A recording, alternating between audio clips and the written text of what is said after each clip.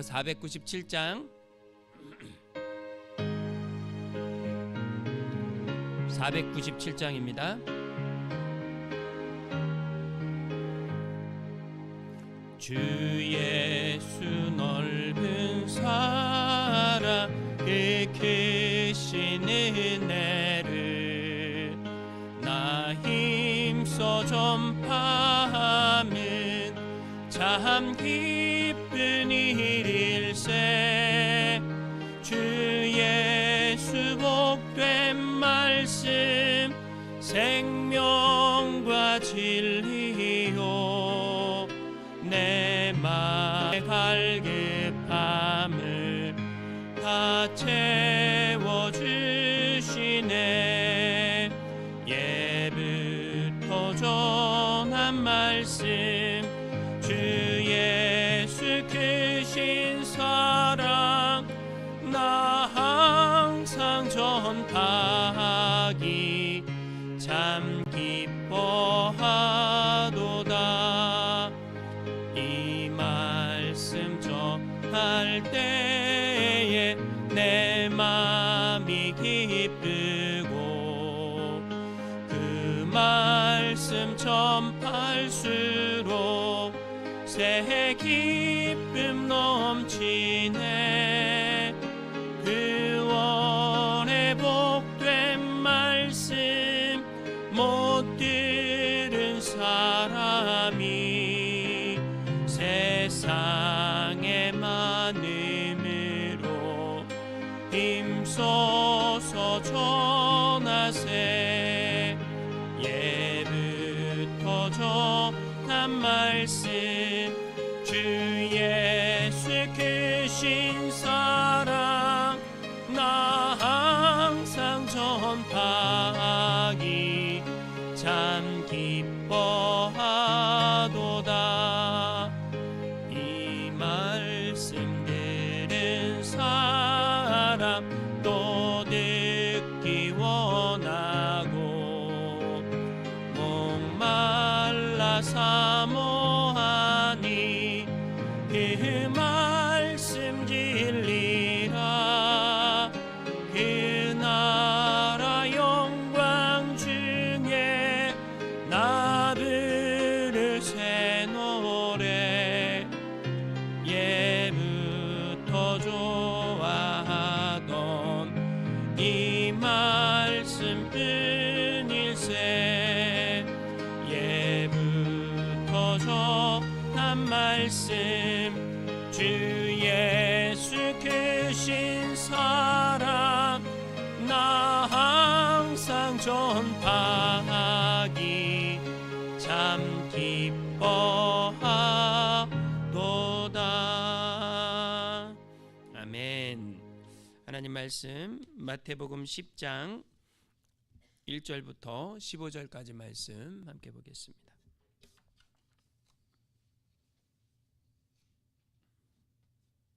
마태복음 10장 1절부터 15절까지 한 절씩 교독합니다. 예수께서 그의 12제자를 부르사 더러운 귀신을 쫓아내며 모든 병과 모든 약한 것을 고치는 권능을 주시니라. 12사도의 이름은 이러하니 베드로라 하는 시몬을 비롯하여 그의 형제 안드레와 세베대의 아들 야고보와 그의 형제 요한, 빌립과 바돌로메, 도마와 세리마테, 알페오의 아들 야고보와 다데오, 가나나인 시몬 및 가룟 유다 곧 예수를 판 자라. 예수께서 이 12를 내보내시며 명하여 이르시되 이방인의 길로도 가지 말고 사마리아인의 고을에도 들어가지 말고 오히려 이스라엘 집에 잃어버린 양에게로 가라. 가면서 전파하여 말하되 천국이 가까이 왔다 하고 병든 자를 고치며 죽은 자를 살리며 나병한 자를 깨끗하게 하며 귀신을 쫓아내되 너희가 거저 받았으니 거저 주라. 너희 전대에 금이나 은이나 동을 가지지 말고 여행을 위하여 배낭이나 두벌 옷이나 신이나 지팡이를 가지지 말라. 이는 일꾼이 자기 먹을 것 받는 것이 마땅함이라. 어떤 성이나 마을에 들어가든지 그 중에 합당한 자를 찾아내어 너희가 떠나기까지 거기서 머물라. 또 그 집에 들어가면서 평안하기를 빌라. 그 집이 이에 합당하면 너희 빈 평안이 너희의 거기 임할 것이요 만일 합당하지 아니하면 그 평안이 너희에게 돌아올 것이니라. 누구든지 너희를 영접하지도 아니하고 너희 말을 듣지도 아니하거든 그 집이나 성에서 나가 너희 발의 먼지를 떨어버리라. 함께 읽겠습니다. 내가 진실로 너희에게 이르노니 심판 날에 소돔과 고모라 땅이 그 성보다 견디기 쉬우리라. 아멘. 거저받아 거저 나누는 제자의 사명이라는 제목으로 하나님 말씀 나누겠습니다. 예수님께서 마태복음 8장 9장에 보면 굉장히 많은 일들을 행하십니다.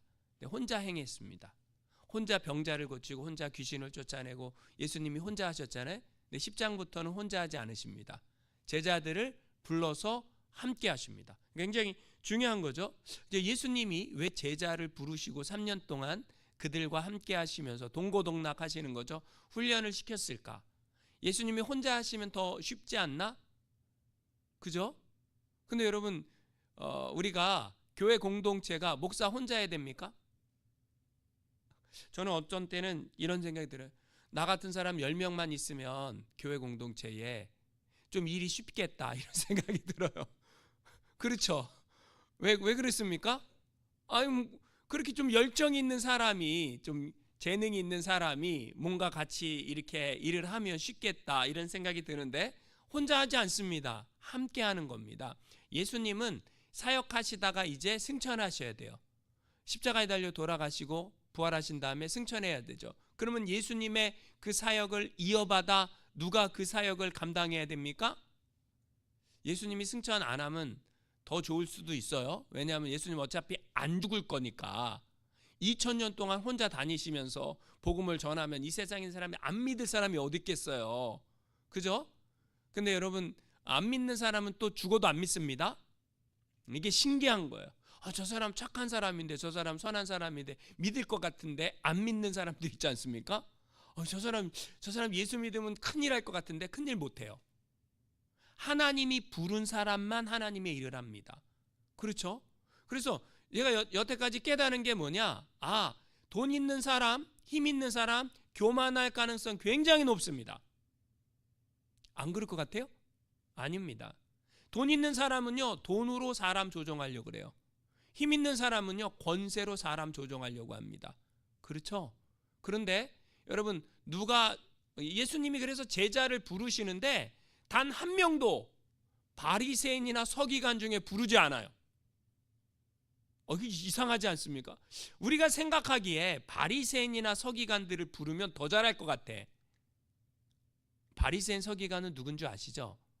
서기관은 신학교 교수고 바리새인들은 그 율법에 정통한 아주 사람들이라고 생각하면 됩니다. 그러니까 율법을 다 꿰고 있는 사람들이야. 그런 사람들 부르면 더 잘할 것 같은데 예수님 그런 사람을 부르지 않습니다. 그럼 예수님 누구를 부르십니까? 1절 말씀 한번 읽어보세요. 시작.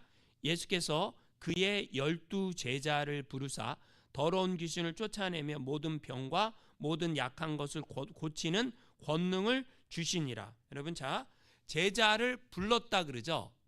너희가 나를 택한 것이 아니요 내가 너희를 택하여 불렀나니. 주님이 이렇게 말씀하시죠. 그러니까 예수님이 택해서 불러서 세운 거예요. 근데 예수님이 제자들을 불러갖고 제자들에게 뭘 줬다 그래요? 권능을 줬대요. 권능. 그러니까 제자는 권능 받아야 돼요. 예전에 제가 굉장히 좋아했던 목사님이 있어요. 제가 존경하고 좋아했는데 지금은 아니에요. 근데 그분의 그 달란트가 뭐냐면 이렇게 설교를 잘하지 못해요. 그렇다고 기도가 막 능력 있는 것도 아니에요. 그렇다고 막 병자들이 막 떠나가는 것도 아니에요. 그럼 그분의 달란트는 뭐예요? 하나님의 은혜가 임한 거예요. 그러니까 하나님의 은혜가, 그러니까 그 성직자에게 하나님의 은혜가 임했어요. 임했다가도 여러분 그 하나님의 뜻대로 안 하면 하나님이 그 능력 걷어가실 수도 있어요. 그 하나님의 은혜가 임하니까 무슨 일이 일어났냐면 그냥 그 목사님이 설교를 하면 잘하는 설교가 아니에요. 논리적인 설교가 아닌데도 다 은혜 받는 거예요. 그걸 뭐라 그러냐면 영권이라 그래요. 영권. 그 영권이 뭐냐면 하나님이 그냥 주신 거예요. 하나님이 그냥 영권을 주시면 우리가 목사님 말씀에 무조건 순종해야 돼라고 성도들이 그냥 그렇게 느껴버리는 거예요. 그냥 그 분위기가 그냥 그렇게 되는 거예요. 그래서 그 목사님 교회 성도들은 굉장히 이렇게 순종을 잘해요. 왜 그러느냐? 그 말에 권세가 있기 때문에. 권능은 누가 주는 거죠? 하나님이 주시는 겁니다. 여러분, 예수님이 제자들에게 뭘 줬어요? 병과 약한 곳을 고치는 권능, 귀신을 쫓아내는 권능. 그러니까 근데 여러분도 아시겠지만 우리 교회에서도 귀신이 막 쫓겨나고 병자들이 낫고 그런다고 막 성도님들이 목사님을 막 존경하고 그 말에 막 영권이 있고 그래요? 세상이 바뀌었어요. 그래서 오늘날에는 귀신이 쫓겨나고 병이 나도 성도님들이 뭐예요? 에이 뭐 그럴 수도 있지라고 별로 이렇게 인정을 안 하는 그런 시대가 됐어요. 모르겠어요. 우리 교회만 그런지 딴 교회 가서 그러면 안 그런데 우리 교회만 그런 건지 모르겠는데 아무튼 세상이 바뀌었습니다. 그렇죠? 그러나 분명한 것은 주님이 제자를 불러서 세웠다라는 거죠. 그죠? 예수님이 제자를 부르고 세웠습니다. 몇 명이라 그래요? 몇 명이죠? 오늘 성경에 뭐라 그래요? 12제자라 그러죠. 그죠? 근데 여러분, 제자는요, 예수님이 부른 거예요. 제가 제자하겠습니다. 이런 사람한테 예수님이 서기관한테 뭐라 그랬어요? 여우도 굴이 있고 공중에 새도 집이 있지만 인자는 머리 둘 곳이 없다. 그 말이 뭐예요? 넌 안 돼, 그 얘기예요. 왜요? 너는 나를 스승으로 모시고 따라다니려고 하는 그 속마음이 시커먼 줄 내가 다 알아. 근데 여러분, 세상에 때가 너무 많이 묻으면 주님을 순수한 마음으로 따를 수가 없어요. 제가 어저께 그 유튜브에서 어떤 선생님이 강의하는 걸 들었는데 우리가 착각하는 게 있대요. 인간이 미국의 무슨 대학에서 유명한 대학에서 연구를 했는데 인간의 뇌가 53세부터 노화한대요. 53세 이후로부터는 인간의 뇌가 노화하는데 근데 53세 이후로부터 인간은 자기 경험을 강화한대요. 그래서 내가 경험한 게 맞다라는 자기 확신이 확증 편향이죠. 확신이 더 점점점 세진대요.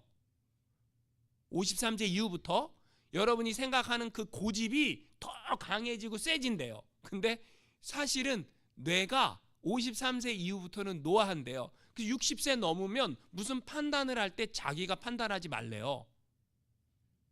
누구하고 상의를 해야 되냐면 자식들하고 상의하래요.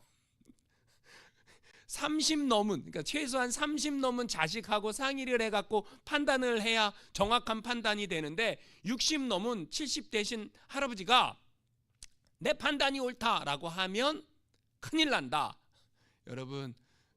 여러분의 판단이 정확한 판단이 아니라는 것을 늘 생각하고 내가 실수할 수 있다라는 것을 늘 생각하고 어떤 결정을 할 때 60 넘으면 혼자 하지 마시고 누구랑 같이 상의하라고요?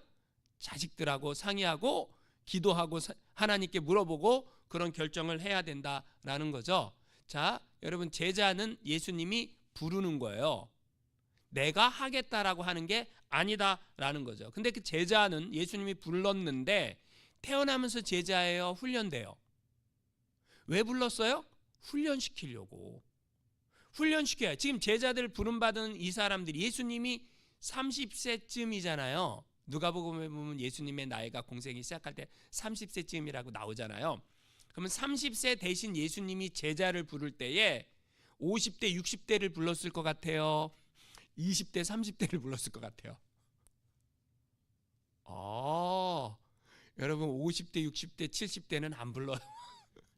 왜 안 불러요? 이미 자기 생각으로 고집으로 가득 차 있는데 불러서 뭐해? 그죠?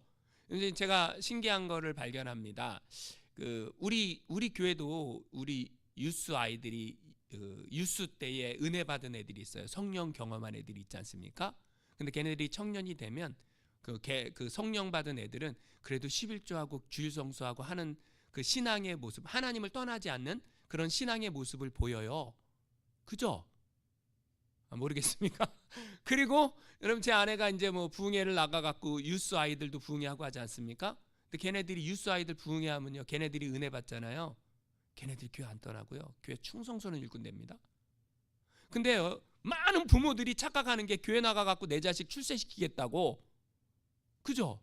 아니 내가 하나님께 기도해서 내 자식이 잘 되길 원한다고, 아니 잘 되는 게 먼저가 아니라 성령 받는 게 먼저라니까요.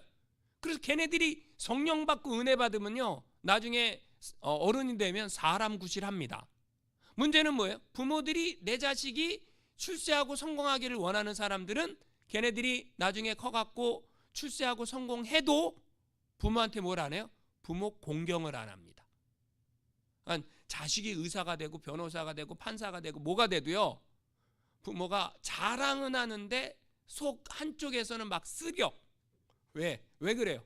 자식이 나한테, 내가 그렇게 희생해서 내가 그렇게 헌신해갖고 서포트를 했는데 자식이 나한테 용돈을 안 줘. 여러분, 그러면 노년에 부모가 자식한테 용돈 받으면요, 한국에서는 굉장히 중요한 일입니다. 이게 미국에서는 뭐 우리끼리 안 만나니까 사람들 만나잖아요. 자식한테 용돈 받느냐 안 받느냐, 이게 너무 중요해요. 왜 중요합니까? 자식한테 용돈 못 받으면 할 말이 없어. 노년에 노인정에 가갖고요, 할 말이 없는 거야. 왜냐? 자식 교육 잘못했다, 그 얘기거든요. 자식한테 용돈 받으면, 나 이번 달에 자식한테 용돈 50만 원 받았어. 그러면 사람들이 부러운 눈으로 막 우와 이렇게 쳐다보는 거죠. 그죠? 여러분 이번 달에 자식한테 용돈 500불 받았다라고 생각해 보세요. 자랑하고 싶어요? 안 자랑 안 하고 싶어요? 안 받아봐서 잘 모르겠습니다, 목사님. 나에게도 그런 날이 왔으면, 그런 꿈 같은 날이 올까 모르겠습니다. 자, 그래서 젊을수록 예수님은 제자들을 젊은 나이에 불렀다. 왜 그러느냐? 아직 때가 안 묻었으니까. 이 사람들이 훈련이 돼야, 그러니까 제자는 만들어지지 태어나지 않는다라는 거예요. 그런데 여러분, 제자를 왜 불렀느냐?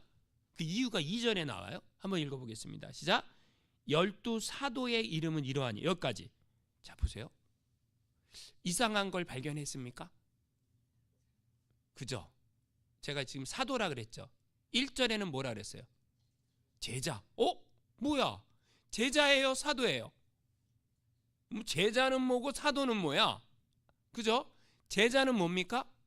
부름받은 사람. 제자는 부름받은 사람을 제자라 그래요. 그래서 제자는 훈련받아야 돼요. 그런데 왜 불러서 훈련시키느냐? 이유가 있습니다. 사도는 뭐냐? 보냄받은 사람. 뭐라고요? 사도는 왜 예수님이 불러갖고 훈련시켰느냐? 보내려고. 어디로 보내려고요? 세상 가운데 보내려고. 여러분, 그런데 제자 12명의 이름이 오늘 나오죠. 이 제자 12명의 이름이 여러분 좀 특이해요. 재밌습니다. 동명이인의 이름은 구별해요. 야고보가 몇 명 있어요? 제자 중에. 예수님의 제자 중에 야고보가 몇 명이에요? 세베대의 아들 야고보, 알페오의 아들 야고보. 그래요, 안 그래요? 그렇게 구분하죠. 그 다음에 형제는 붙여서 기록합니다. 베드로와 그의 형제 안드레, 세베대와 그의 형제 요한, 세베대의 아들 야고보와 그의 형제 요한. 이렇게 형제끼리는 붙여서 기록을 해요. 그 다음에 직업이 있는 사람은 직업을 앞에 붙입니다. 그래서 세리, 마태 이렇게 구분해 갖고 한다라는 거죠. 자, 예수님이 제자를 불렀습니다. 훈련시켰습니다. 보냅니다. 어디로 먼저 보냅니까? 5절 6절에 읽어보겠습니다. 시작. 예수께서 이 12를 내보내시며 명하여 이르시되 이방인의 길로도 가지 말고 사마리아인의 고을에도 들어가지 말고 오히려 이스라엘 집에 잃어버린 양에게로 가라. 가면서 전파하여 말하되 천국이 가까이 왔다 하고. 여러분, 자, 예수님이 제자들을 보내는데 이방인 사마리아 땅 먼저 가라 그래요? 아니면 이스라엘의 잃어버린 집에게 먼저 가라 그래요? 그러니까 여러분, 예수를 처음 믿었어요. 구원받았어요. 하나님의 자녀가 됐어요. 제일 먼저 복음을 전해야 될 대상이 누굽니까? 내 형제 자매라는 거예요. 그러니까 우리 가족, 내 형제 자매 먼저 전도해라. 가까운 사람 먼저 전도해라. 여러분, 교회를 오래 다닌 사람들 있죠? 여러분 교회 다 오래 다녔죠? 교회 오래 다니면요, 내 주변에 다 예수 믿는 사람밖에 없어. 근데 교회를 처음 전도돼 갖고 처음 나온 사람들은요, 주변에 누구밖에 없어요? 안 믿는 사람밖에 없어. 그러니까 처음 교회 나온 사람들이 전도하기가 훨씬 쉬워요. 왜 그랬습니까? 그 사람들 주변에는 다 불신자들만 있으니까. 그래서 여러분, 우리는 핑계가 좋지 않습니까? 목사님, 내 주변에는 전도할 사람들이 없습니다. 다 믿습니다. 그죠? 그러니까 여러분, 그런 사람들은 다른 이웃들에게 이제 먼저는 누구를 전하는 거예요? 가족, 형제, 부모, 형제, 자매, 친척들에게 복음을 전하는 거고, 그 다음이 뭐예요? 내 주변에 있는 이웃에게 전하는 거고, 그 다음이 뭐예요? 교회 공동체는 어디다 전도를 합니까? 선교하는 거죠. 그래서 사마리아 땅끝, 그죠? 유대와 사마리아와 땅끝. 그래서 땅끝은 어디입니까? 다른 민족 이방인들에게 복음을 전하는 거죠. 가족 전도가 쉬워요, 어려워요? 어려워요. 왜 어렵습니까? 가족 전도가 왜 어렵습니까? 우리 엄마 아빠가 어떻게 살았는지 자식들이 다 봤기 때문에 그래요. 맨날 집에서 그냥 싸우고 그냥 술 마시고 그냥 집어도 던지고 막 욕하고, 그러면 자식들이 우리 엄마 아빠 교회 다닌다 그랬는데 교회 다니는 사람이 저렇게 욕해도 되나? 자식들이 말은 안 해요. 엄마 아빠니까, 무서우니까. 무슨 말인지 아시죠? 그러다가 나중에 이제 여러분이 이제 나이가 들어서 노년이 되고 이제 자녀들이 돌아보게 되는 거죠. 엄마 아빠가 어떻게 살았나? 우리 엄마 아버지는 진짜 예수 믿는 사람으로 살았다. 예수 믿는 사람은 저렇게 사는 거구나. 나도 그렇게 살아야 되겠다. 이런 생각이 들겠죠. 그런 생각이 들겠죠. 그래서 자녀들한테 사과하라는 이유가 뭐냐면, 예수 믿기, 내가 예수를 진짜 거듭나기 전에 자녀들이 나의 모습과 행동을 봤잖아요. 그 모습을 봤으면 자녀들도 상처가 있잖아요. 그러니까 그걸 사과해야 돼요. 왜 사과해야 됩니까? 그러면 안 된, 내가 예수 믿기 전에 그런 모습을 보여서 너희에게 상처를 줬다면 엄마 아빠를 용서해라라고 이렇게 사과를 해야 되는 거죠. 근데 여러분, 가족 전도가 왜 어렵습니까? 신앙교육은 사실 우리는 어른 돼서는 안 돼요. 사실은 아기 때부터 신앙교육이 돼야 돼요. 아기 때부터. 그래야 제대로 믿게 된다라는 거죠. 그리고 이제 한 번만 전도하면 안 돼. 계속적으로 지속적으로 전도를 해야 한다라는 거죠. 자, 예수님의 전도 방법이 있습니다. 그게 7절 읽어보겠습니다. 7절 시작. 가면서 전파하여 말하되 천국이 가까이 왔다 하고. 자, 예수님이요, 제자들에게 권세를 줬어요. 병 고치는 권세, 귀신 쫓는 권세, 권능을 줬단 말이에요. 그런데 전도 방법이 뭐냐? 천국이 가까이 왔다. 여러분, 천국이 가까이 온 것 같아요? 안 온 것 같아요? 가까이 왔어요. 진짜 가까이 왔어요. 진짜 가까이 왔습니다. 제가 계시록 설교하면서도 말씀을 드렸는데, 아브라함은 지금 인류가 그 아담과 하와 때부터 지금 몇 년인 줄 아세요? 몇 년 된 것 같아요? 인류가 6,000년이 조금 넘었어요. 6,000년 정도 이렇게 봐요. 아브라함은, 그러니까 아담으로부터 아브라함 때까지 몇 년이 지난 줄 아세요? 한 2,000년 정도 지난 거예요. 2,000년 정도. 그러니까, 그리고 아브라함부터 예수님까지 몇 년 정도 지난 거예요? 한 2,000년 정도 지났어요. 그리고 예수님부터 우리까지 몇 년 지났어요? 한 2,000년 정도. 정확한 거 아니에요? 근데 거의 그냥 한 2,000년 정도 지났어요. 그러면 인류가 지금 생긴 이래 몇 년이 지났어요? 거의 한 6,000년이 지났어요. 주께서는 하루가 1,000년 같고 1,000년이 하루 같은 이 한 가지를 잊지 말라 그러죠. 하나님이 이 세상을 며칠 동안 창조하십니까? 6일 동안 창조하셨죠. 근데 여러분, 자, 6일 동안 창조하신 다음에 뭐 하세요? 안식하시죠. 그죠? 근데 하루가 1,000년이래. 1,000년이 하루래. 그러면 여러분, 제가 지금 몇 년이 이 지구가 존재하고 인류가 존재한 이후로, 그러니까 인간이 만들어진 이후로 몇 년이 지났다고요? 물론 인간 만들어지기 전에 이 세상이 언제 만들어졌는지 우리는 잘 몰라요. 하지만 하나님께서는 그렇게 말씀하시지 않습니까? 물론 뭐 처음에 빛이 있으라, 그리고 넷째 날에 그 1월 성신을 다 만들지 않습니까? 태양과 해와 달과 별들을 다 만들지 않습니까? 그런데 인류가 아무튼 시작된 이후로 지금까지 한 6,000년이 지났다, 그 얘기예요. 그랬는데 하루가 1000년이고 1000년이 하루라면 이제 뭐가 다 왔다라는 거예요? 끝날이 다 왔다라는 거예요. 종말에는 나 개인의 종말은 내가 죽는 거죠. 내가 죽는 것도 준비를 해야죠. 그렇죠? 어저께 뉴스에 보니까 옛날에 그 레슬링 선수 신건호 씨라고 있어요. 금메달 딴 유명한 사람이죠. 사진을 보니까 70세 할아버지처럼 보이는 거예요. 이 사람이 왜 70세 할아버지처럼 보이지? 근데 나이를 보니까 53세인 거예요. 나보다 젊어. 저는 54세잖아요. 나보다 젊어. 근데 53세라고 나오는 거예요. 근데 얼굴은 70세 할아버지처럼. 왜 그런가 봤더니 간암 말기라는 거예요. 수술 받았다라는 거예요. 그러니까 암 투병하느라고 확 늙었더라고요. 여러분 50세에도 하나님이 부르면 가요. 60세에도 하나님 부르면 가요. 우리는 하나님이 언제 나를 부를지 모른다 이걸 생각하고 살아야 되는 게 그게 신앙인이에요. 그렇지 않습니까? 천국이 가까이 왔다. 그 얘기는 뭐냐면 이 세상이 시작이 있고 끝이 있는데 끝날이 다가왔다. 그 얘기예요. 그러니까 너무 이 세상에 목숨 걸지 말고 예수 믿어야 된다. 구원받아야 된다. 죄의 문제를 해결해야 된다. 요거를 전하는 게 누구의 사명이에요? 우리의 사명이다. 근데 여러분 예수님이 뭐라고 말씀하시냐면 거저 받았으니까 거저 주래요. 8절 읽어보겠습니다. 시작.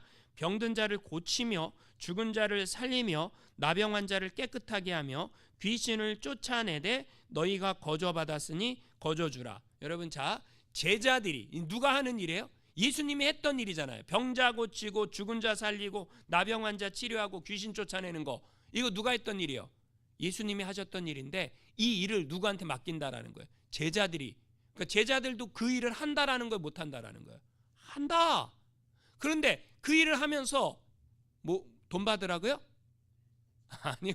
받지 말고 거저 주었으니 거저 받았으니 거저 주라. 그 사역을 하라. 그 얘기죠. 전도자가 또 가져야 될 태도가 있습니다. 9절 10절 읽어보겠습니다. 시작.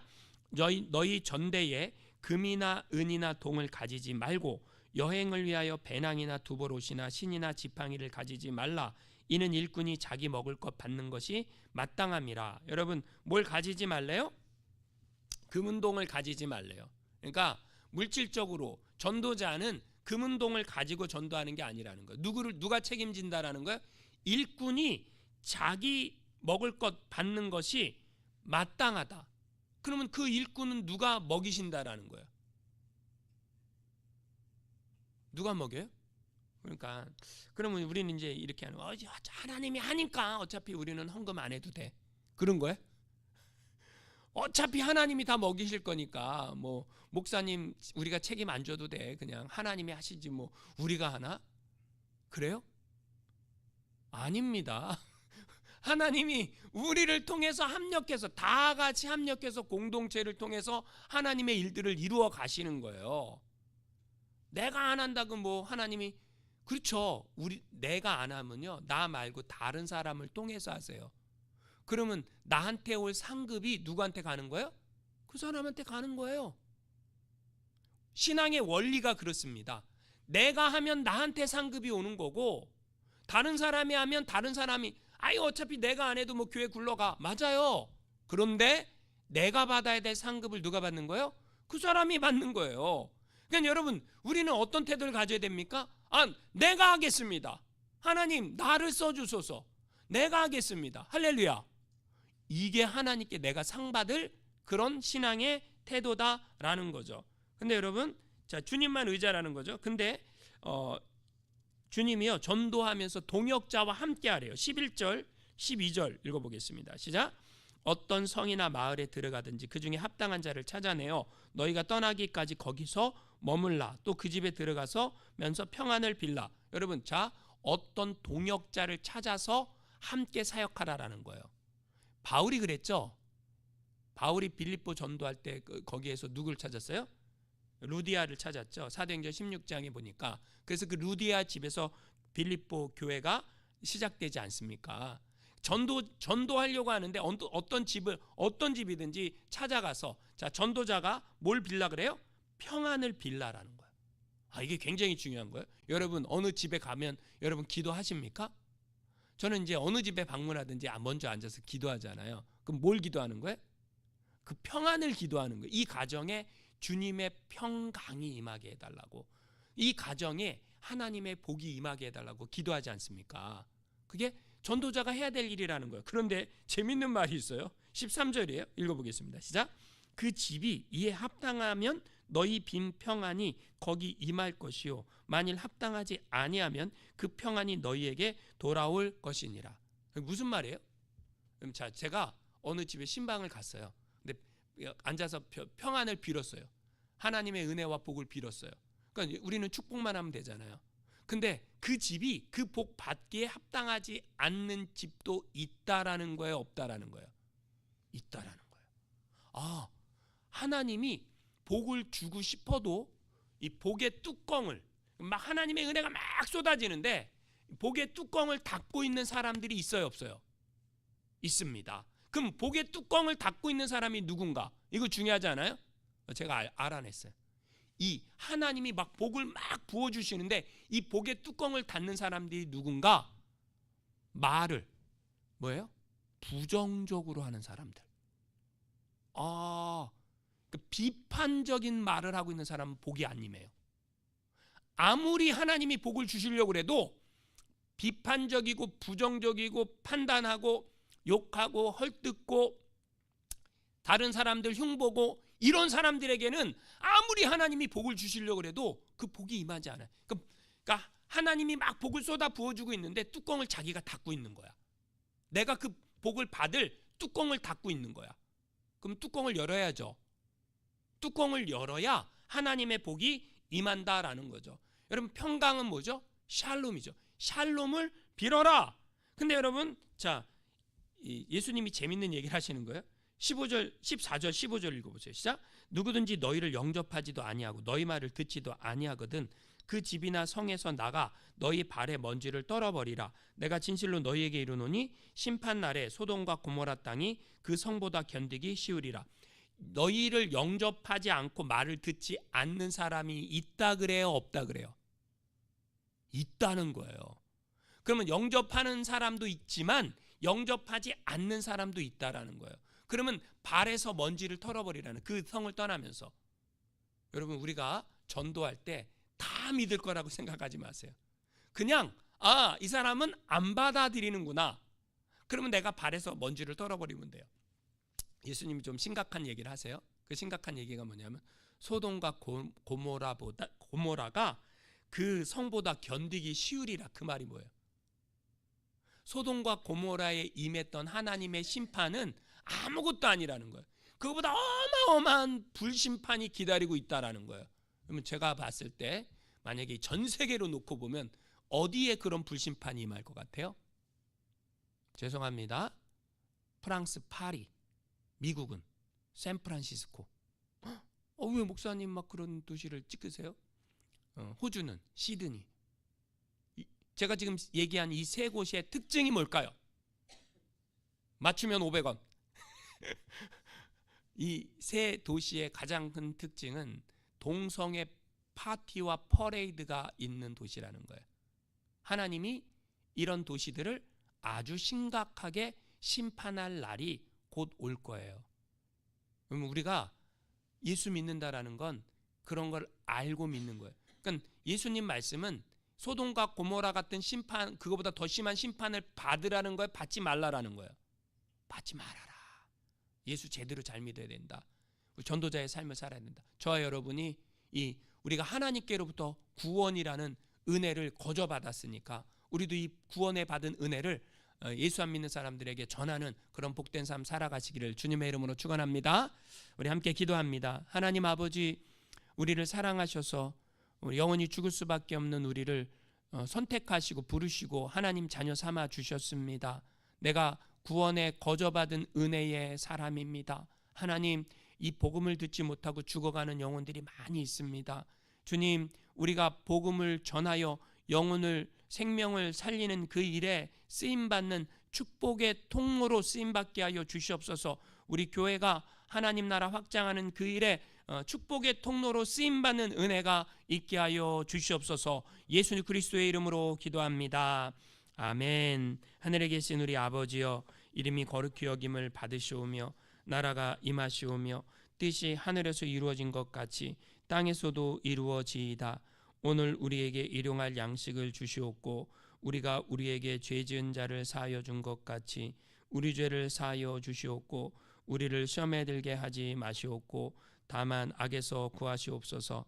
나라와 권세와 영광이 아버지께 영원히 있사옵나이다.